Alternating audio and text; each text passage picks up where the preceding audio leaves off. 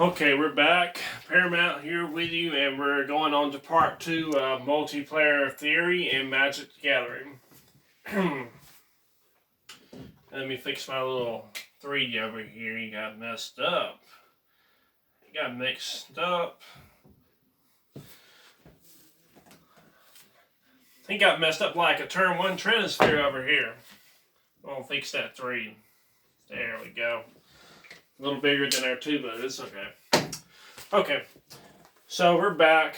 Now I want to break down the math of the turns as well. We just kind of saw the overlay of it on part 1. Now we need to go over the turns as well as some basic math here. Might want to get rid of that right there. So first of all, if I play one of my favorite cards I like to use is called Swords to Plowshares. And if I play Swords to Plowshares, which has an effect of, it's 1 white, it's an instant, an exile target creature, and the controller gains life equal to its power or toughness. And what's important is that earlier that we talked about how each opponent plays non-land each turn, and those non-lands can be threats. They can be a combo. It can be a draw, very powerful spell. Like it could be a Necropotence. It can be an Ad Nauseam. It can be Peer into the Abyss. It can just be something very deadly. And but for the sake of the explanation here, let's say that the opponents each have a dangerous creature like Hermit Druid, Consecrated Sphinx, and Esam.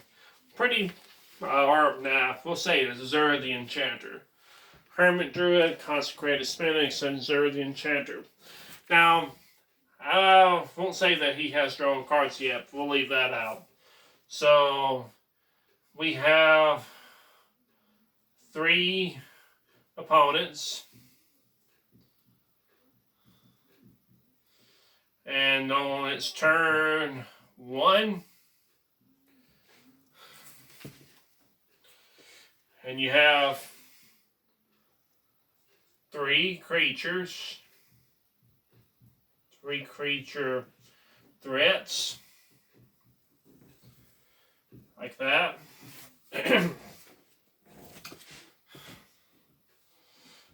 And if we play STP, Swords to Plowshares, and we get rid of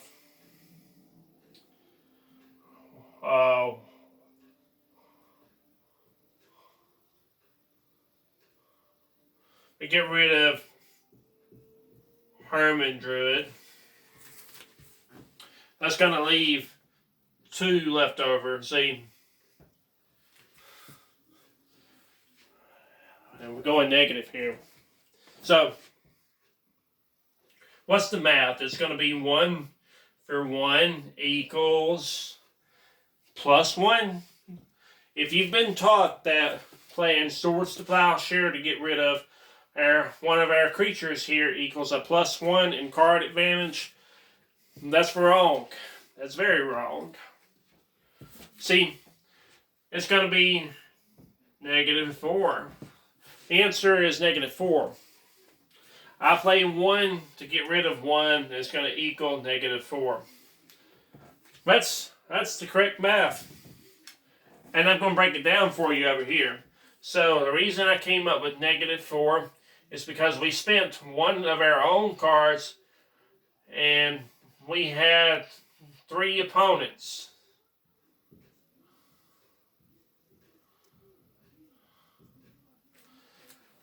And when you add that together, you're going to get -4. So that's why it's -4.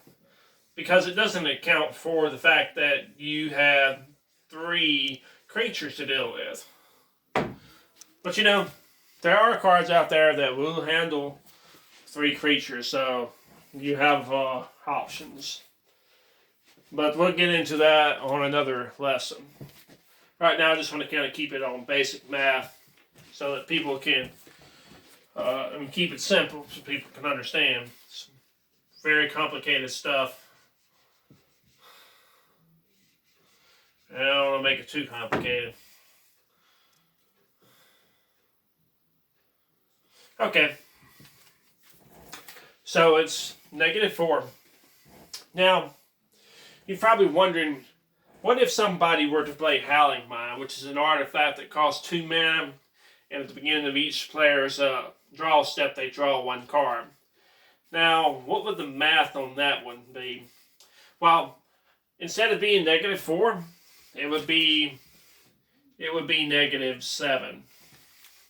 And and you're already digging a hole for yourself when you played Swords to Plowshare. You began to dig a hole when you went and started playing that single target removal and taking out 1 out of 3 targets, theoretically. And then it would be -10. With Howling Mine, you go extremely deep into the hole that you're digging. You go extremely backwards. It's very bad. It's pretty much impossible to ever win. And for sure, someone else will win the game. Pretty much 99% of the time. So that's pretty bad. You don't want to play Group Hug. That's why a Group Hug doesn't work.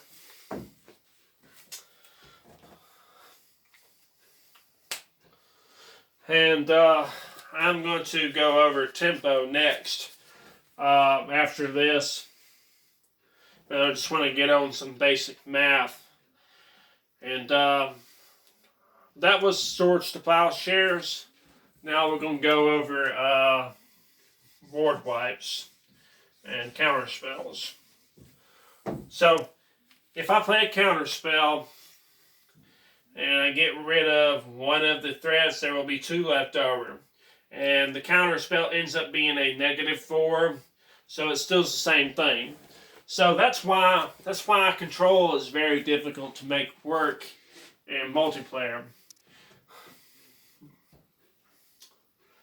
I